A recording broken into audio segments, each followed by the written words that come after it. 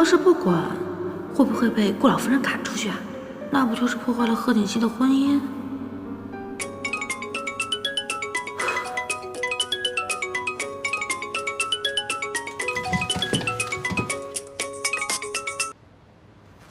贺锦熙，妈妈怎么样了？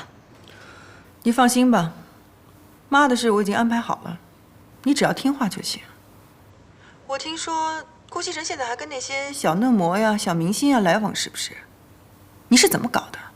这个人我根本就管不了，他每天根本就不在家待着，又不听我的。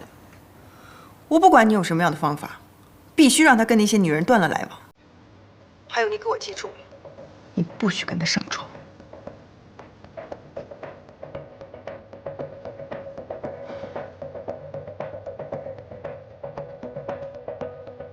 像顾西城这样的男人，也就你能把他当个宝。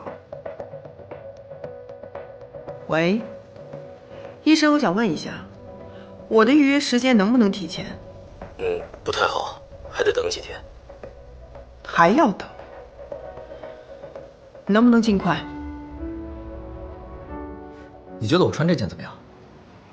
你今天能不能不要出去玩？你脑子是不是有问题啊？我不出去玩，我干嘛？我的意思是说，你每天都出去玩，晚上不睡觉，对身体不好，对不对？在家睡会儿觉多好啊！你是不是对我有想法？我不出去干嘛？在家陪你啊？咱们之前可是说好了的，结婚之后谁也不要干涉对方的私人生活。谁想管你了？我才用不着你陪呢。就是你，你可以在家陪陪老夫人吧。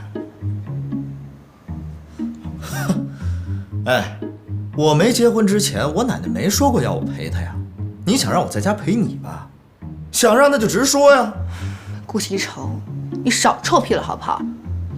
我告诉你，你每天都不回来，我才高兴。好啊，那不更好了？那么请你出去，我要换衣服。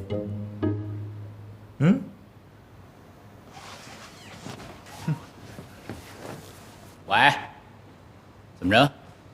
女孩们都到了，太棒了！让他们再等一会儿，我马上就到啊！今天晚上我要来个饕餮盛宴啊！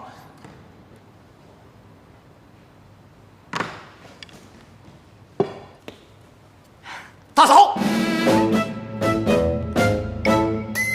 大嫂请坐。